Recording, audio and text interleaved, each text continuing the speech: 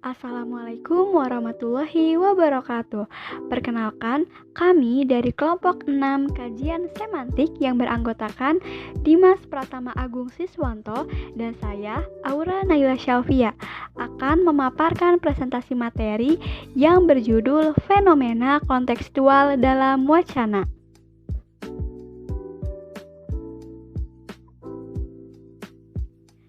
Untuk materi kali ini, hal-hal yang akan dibahas oleh kelompok kami yaitu 1. Sebab perubahan arti. Kedua, hakikat perubahan arti. Dan ketiga, konsekuensi perubahan arti. Yuk kita simak bareng-bareng ya teman-teman. Pembahasan yang pertama ialah sebab perubahan arti. Faktor yang menyebabkan perubahan arti sangat banyak. Secara umum, kami akan membahas perubahan arti menjadi dua, yaitu sebab yang bersifat kebahasaan dan sebab yang bersifat non-kebahasaan. Sebab bersifat kebahasaan. Salah satu sebab perubahan arti dalam bahasa berasal dari bahasa itu sendiri. Beberapa sebab yang bersifat kebahasaan yaitu 1. Perubahan makna dalam hal ini disebabkan adanya penyandingan suatu kata dengan kata lainnya dalam derajat yang terlampau tinggi. Contohnya dari kata acuh. Akibat terlalu sering digunakan sebagai partikel negatif tak, misalnya dalam ungkapan acuh tak acuh. Kata acuh kini memiliki arti yang tidak berbeda dengan tidak acuh. Itu sebabnya kenapa kita menggunakan ungkapan ia mengacuhkan saya sebagai padanan kalimat ia tidak mempedulikan saya. Yang kedua, perubahan arti diakibatkan oleh frekuensi pemakaian yang terlalu tinggi bersama unsur lain. Ini juga dapat kita lihat pada kata ya dalam bahasa Indonesia Ragam Jakarta. Misalnya, dalam ya terima kasih sebagai jawaban dari pertanyaan makan mempunyai arti yang sebaliknya akibat terlalu sering digunakan sebagai jawaban tertentu. Kata ya memiliki arti yang sebaliknya. Yang ketiga, perubahan juga terkait dengan perubahan bentuk tertentu menjadi bagian dari elemen gramatikal sebuah bahasa. Contohnya, kata merupakan ialah kata verbal yang berasal dari kata akar rupa, sehingga bentuk tersebut memiliki arti memberi rupa, membentuk, atau menjadikan supaya berupa. Selanjutnya, sebab yang bersifat non-kebahasaan. Beberapa sebab lain dalam perubahan arti merupakan faktor yang bersifat non-kebahasaan, yaitu 1. Perkembangan ilmu dan teknologi. Perkembangan dalam bidang teknologi dapat menyebabkan terjadinya perubahan arti sebuah kata. Sebuah kata yang mengandungi suatu konsep makna digunakan untuk mengacu kepada konsep makna yang lain. Contohnya, frasa kereta api. Kereta api pada awalnya mengacu kepada kereta yang digerakkan oleh tenaga mesin yang berbahan bakar batu bara. Saat ini, kereta api sudah banyak yang menggunakan tenaga listrik bahkan magnet. Tetapi istilah kereta api sepertinya lebih sering dipakai daripada KRL atau kereta api listrik. Yang kedua, perubahan sosial. Karena interaksi sosial selalu melibatkan pemakaian bahasa, arus perubahan dalam masyarakat biasanya tercermin dalam bahasa. Contoh kata saudara. Misalnya dalam bahasa Sanskerta bermakna seperut atau satu kandungan.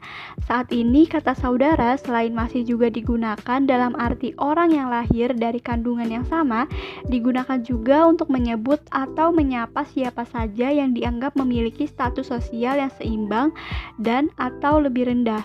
Tentu saja, kita dapat juga melihat perluasan yang kurang lebih sama dengan yang terjadi pada kata kekerabatan lain seperti bapak, ibu, kakak, adik, dan nenek.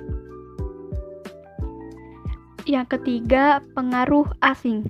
Konsep perubahan arti leksikal tertentu dalam bahasa asing yang masuk ke dalam bahasa lain. Contoh, ungkapan jalan layang jelas dipengaruhi oleh konsep flyover yang terlebih dahulu dimiliki bahasa Inggris. Hakikat perubahan arti.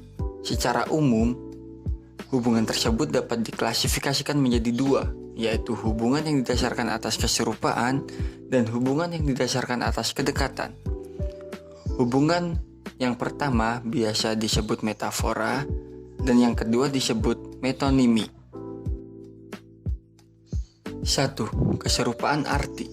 Dalam hal ini, hal-hal abstrak biasanya meminjam sifat tertentu dari hal konkret agar menjadi lebih mudah dipahami. Dan ini merupakan kecenderungan utama metafora. Ada 3 macam metafora yang dapat disimpulkan dari sekian banyak metafora yang digunakan manusia. Yang pertama ialah metafora anthropomorphic, mengacu kepada jenis metafora yang mengalihkan aktivitas dan sifat manusia kepada benda selain manusia.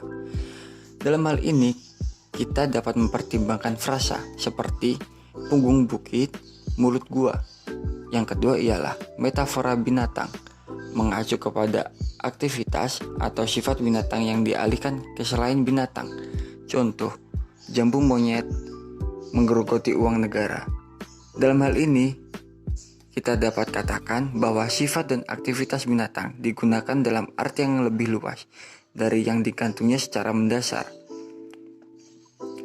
Yang ketiga, metafora sinestetik, mengacu kepada pertukaran pemakaian aktivitas atau sifat antar indera. Contoh, sorot matanya tajam, bicaranya manis.